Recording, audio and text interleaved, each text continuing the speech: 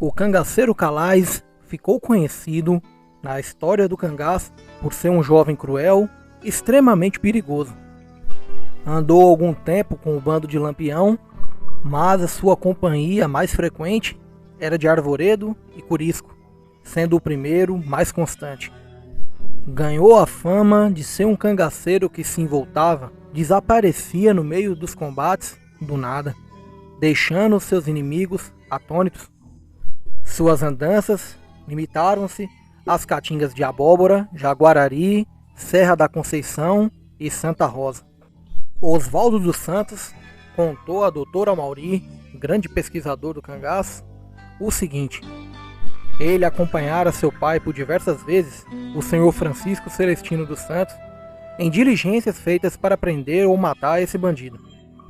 Saíam sempre entre 8 ou 10 homens, percorriam as caatingas, as matas, as serras e os serrotes da região, procurando pistas ou informações sobre Calais. O resultado era sempre nulo. Algumas vezes acontecia de encontrarem seu rastro e de exultarem. Agora o bandido não escapa, pensavam. Andavam no rastro dia após dia.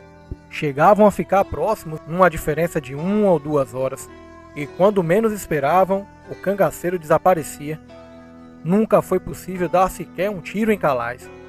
Parecia uma visão intocável, um espírito das matas, um fantasma dos carrascais. Ele tinha alguns poucos coiteiros, bem poucos, mas gente de muita manha, muita astúcia e que lhe ajudavam bastante. A munição dele era muito pouca e quando esses coiteiros fiéis, eficientes, foram descobertos e não puderam mais servi-lo, ele teve que refugiar-se na Serra do Chico, no município de Xorroxó. Nesse município, quem comandava o destacamento policial era o sargento João Soares, um filho da região. Ele tinha estatura baixa, era de cor branca e um militar que cumpria com fidelidade seus deveres. Vendo a inutilidade da perseguição, o sargento resolveu mudar de tática e deu uma trégua para o fugitivo para que o mesmo se entregasse. A primeira fase do plano foi simples. O sargento procurou a mãe e um tio de Calais e convenceu-os de que a melhor coisa que o fugitivo faria era entregar-se, abandonar a fuga e acertar suas contas com a justiça, e os dois passassem essa proposta para o cangaceiro. O certo é que, convencidos pela autoridade, conseguiram entrar em contato com o fugitivo. Explicaram sobre a anistia, que ele devia entregar-se, pois seria bem tratado, não haveria represálias, sua vida seria poupada, deixaria de ter de viver como um bicho, sempre no mato e correndo o risco de levar um tiro a qualquer momento. Que fosse se acertar suas contas com a justiça, foi o argumento final. No princípio, até que Calais aceitou o conselho da mãe e do tio. Porém, no transcorrer da conversa, ele acabou não sabendo qual o motivo. Entrando em choque com o tio, terminaram a conversa e marcaram uma nova reunião para alguns dias depois, pois ele iria pensar na resposta, e ao que tudo indicava, seria pela entrega. No segundo encontro, com os dois parentes, quando o tio começou a aconselhá-lo a se entregar, Calais falou: "Minha mãe, eu não vou mais me entregar, pois eu tenho muitas culpas e não vou mais me entregar. E o meu tio deixe de me aconselhar, senão eu lhe mato." Então pararam as negociações e o plano do sargento foi por água abaixo. O policial passou então a mandar 2 soldados atrás do cangaceiro. Na sua avaliação, sendo somente um cangaceiro, 2 soldados seriam suficientes para capturá-lo. Geralmente, os soldados que saíam em diligência eram João Crisipa e Abel. Saíam e procuravam pistas. Iam a fazendas, onde perguntavam por Calais e observavam a movimentação de vaqueiros e moradores. O tempo foi passando, até que certo dia encontraram a pista dele. O que aconteceu foi o seguinte: Calais matou uma ema, porque na verdade ele era um grande caçador. Era um sujeito muito esperto, muito sagaz. Ele dormia sempre à noite, 1 hora aqui, depois mudava de lugar e dormia mais 2 horas ali. Logo seguia para adiante, não parando nunca por muito tempo em um lugar só, para não ser encontrado com facilidade. Até que achavam o lugar de apoio onde tiravam a soneca. No dia em que matou a ema, ele jogou a ave nas costas e, sem perceber que ela soltava um fio de sangue, que foi deixando uma pista no chão enquanto o cangaceiro a transportava. Os dois soldados, sempre em diligência, percorriam os matos e Abel viu gotas de sangue e disse para o companheiro: "O que é isso aqui?" E os dois saíram no rastro de sangue para ver se era alguém ferido ou o que era.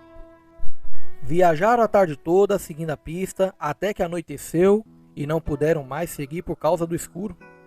Foram até onde conseguiram ver alguma coisa, então pararam para dormir. Encostaram numa árvore e adormeceram para prosseguir na manhã seguinte.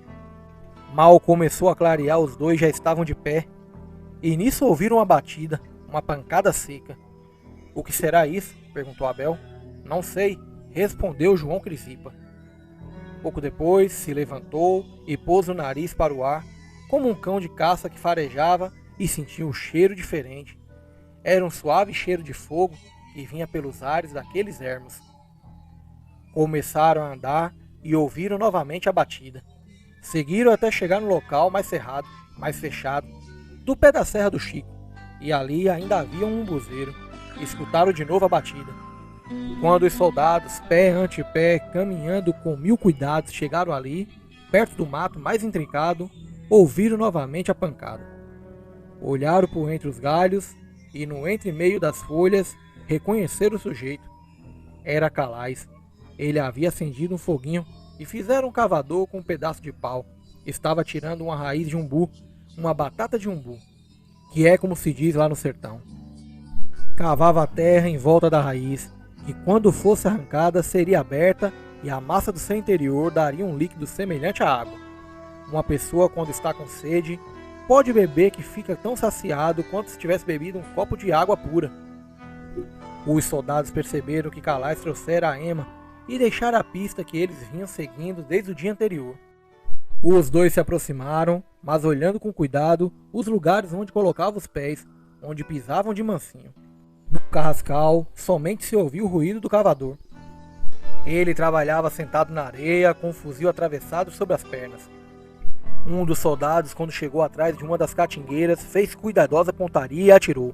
Calais foi atingido, mas ainda teve tempo de puxar o gatilho de sua arma, atingindo as catingueiras onde os dois soldados se amparavam.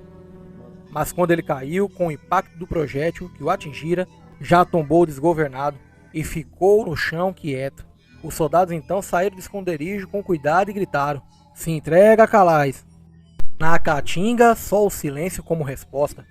Tornaram a caminhar mais alguns metros na direção do corpo, sempre cobrindo com os fuzis, e gritaram novamente: "Se entrega, Calais!" Naquele carrascal bruto, somente silêncio. Pé ante pé, chegaram até o corpo e viram que ele estava desacordado. Quando chegaram mais próximos, a primeira coisa foi tirar a arma de perto das mãos de Calais. Os soldados esperaram ele readquirir a consciência, então interrogaram: "Cadê o dinheiro que você tem?" O ferido respondeu: "Meu dinheiro está escondido na caatinga do touro, dentro de uma lata, envolto com o chale da minha falecida mulher, a finada Delmira. Os macacos não têm gosto de beber meu dinheiro em cachaça." Revistaram-no, procuraram em seus bolsos e também no cangaço que ele trazia. Acharam uma nota de 100 mil réis, que era falsa, uns níqueis e nada mais. Um dos soldados ficou ali conferido, enquanto o outro foi até Xorroxó fazer a comunicação do acontecido ao sargento João Soares. Este providenciou o animal para ir buscar o ferido. Quando chegaram no local onde acontecera o ferimento no cangaceiro, as pessoas incumbidas de transportá-lo notaram a gravidade da lesão. Colocaram-no sobre o jumento e seguiram para Xorroxó, aonde ele ainda chegou com vida. Mas sendo um lugar pequeno, sem recursos médicos, ele morreu logo. Foi enterrado ali mesmo, no cemitério da vila. Uma outra pessoa, o nosso amigo Afonso Barbosa Moura, que nasceu e viveu muitos anos na região de Curaçá, Xorroxó, Macururé e vizinhanças, contou-nos que era conhecido do soldado João Crisipa, que participou da perseguição a Calais.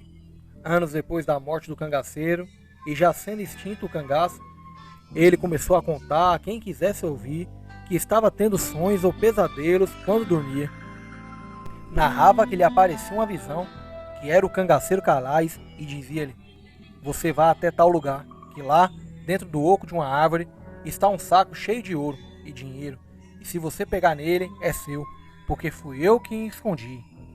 Na visão ele descrevia com riqueza de detalhes o lugar, e traçava como que um mapa do local onde estava o tesouro. E o sonho foi se repetindo com tal constância que João Crisipa começou a procurar o sítio onde estava o saco de ouro. Todos ali acreditavam no que ele contava, pois era uma pessoa séria e conceituada perante a comunidade que frequentava. Não era homem de contar vantagem, bravatas e muito menos aparentava qualquer desequilíbrio mental. Foi então que certo dia ele apareceu na vila com uma perna e um braço quebrado. Contou como se dera o desastre. De tanto procurar, acabar enfim por encontrar o lugar que lhe aparecia nos sonhos. Era uma caatinga fechada, com algumas árvores de médio porte, e ele viu que uma delas tinha um buraco no tronco, um oco, em tudo semelhante àquela com que ele sonhava. João Crisipa não teve dúvida, enfiou o braço no buraco com alguma dificuldade, foi esticando os músculos, distendendo os dedos na ansiedade de encontrar o fundo do mesmo. De repente, a ponta de seus dedos roçaram num pano. Em algo macio, só poderia ser onde estava o tesouro, pensou. No último esticar de músculos, conseguiu apalpar com sofreguidão o volume que estava segurando. E nesse momento, pressentiu que estava sendo observado. Ainda com o braço dentro do oco da árvore, ele virou o rosto para trás e viu assombrado um grupo de 10 cangaceiros armados de fuzil, bornais, chapéu de couro e todo o carrego do cangaço, olhando para si com as armas apontadas. Um deles mirava sua cabeça e ele reconheceu Calais. Soltou o saco que segurava e que não chegara a tirar do buraco. Caiu para trás desacordado. Quando voltou a si, estava com uma perna e um dos braços quebrados. Afonso Barbosa Moura contou-nos que esse cidadão é aleijado até os dias atuais. A perna fraturada ficou voltada para fora, porque não teve os cuidados necessários de ortopedista. A fratura consolidou-se de qualquer maneira, daí resultando o aleijão. Vale a pena lembrar que existem outras diversas versões sobre a morte de Calais. Numa delas, quem seria seu algoz seria o soldado Teófilo Pires. Porém, sem querer forçar a verdade a ninguém, apenas apresento esta versão do mestre saudoso Antônio Amauri Corrêa de Araújo.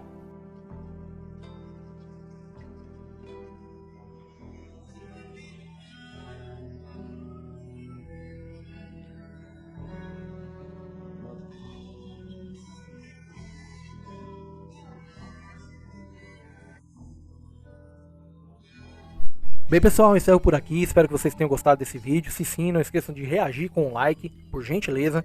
E também deixem um comentário sobre essa história que para vocês foi narrada.